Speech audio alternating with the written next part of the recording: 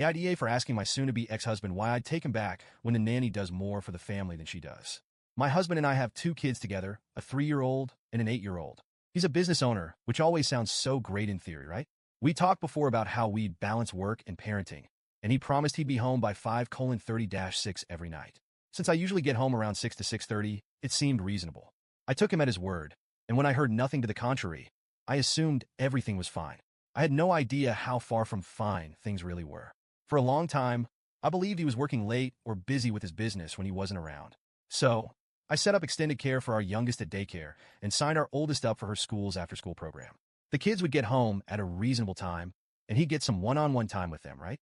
But then our 8-year-old started struggling with the after-school program, and it just wasn't working.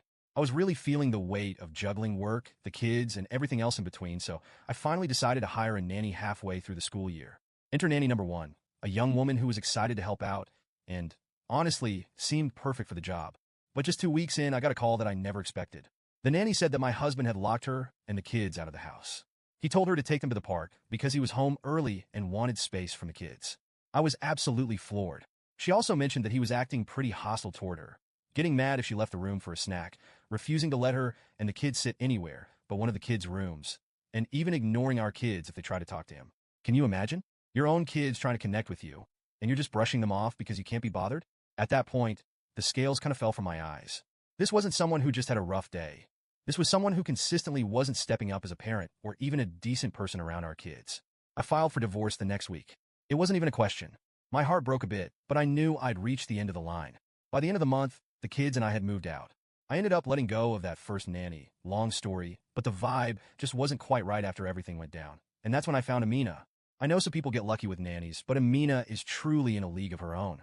She's a 24-year-old Middle Eastern refugee with 3 kids of her own, age 2, 4, and 7. From the day she started, I felt like I'd finally found someone who didn't just see this as a job. She actually cared about my kids and our family. She comes in every day like a tornado of kindness and energy. The house is spotless when I get home. The kids' homework is done. And she somehow always has an incredible Arabic meal ready for us all. Honestly, her cooking is so good I sometimes feel like I'm coming home to a 5-star meal. Amina is not just a nanny. She's like a household manager, friend, and support system all rolled into one. She does the grocery shopping, remembers every little school event, and has even handled clothes shopping for the kids and back-to-school supply runs. I'm still in awe of how much she does for us. She's exactly the support my kids and I needed.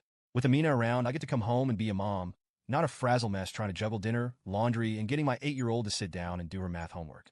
To give you an idea of how different life was with my STBX, here's what happened the last time I had to leave him alone with the kids. I had a week-long work trip, and when I came back, the house looked like a tornado had hit it. The kids had lived on McDonald's and pizza the entire time, and our oldest stomach was an absolute mess because of it. Oh, and he ran out of clean clothes for our 2-year-old at some point, and instead of washing any laundry, he just bought more clothes. I came home to absolute chaos, and when I tried to talk to him about it, he acted like it was my fault for going on the trip. Fast forward to now. We're still separated, and he's finally realizing that maybe he doesn't like what he thought he wanted. He's suddenly all about trying again for the kids. And at first, I just ignored him. But then he brought it up again, going on about how us being together would be better for the family. I couldn't take it anymore. I snapped and told him, "Why should I take you back when Amina does more for us than you ever did?" And he flipped. He went on about how he's the one who provides for us financially, as if my full-time job doesn't count or something. He even tried to act like his work was somehow different or more important than mine, even though I'm often clocking more hours and making around the same as he does. His family has jumped on board, saying I'm selfish and a bad mom for not giving the kids a chance at having 2 parents. They act like having 2 parents who are miserable and disconnected would somehow be healthier than just having one happy, present parent. So here I am, Reddit. AITA for calling him out and telling him exactly what I think. He didn't like hearing that Amina, someone he clearly sees as just a nanny, is a better parent and partner to me than he ever was. But I'm tired of pretending that he's this great guy just because he works and happens to be their biological father. I feel like I've finally found a balance where my kids are thriving, and they're happy. Isn't that what matters?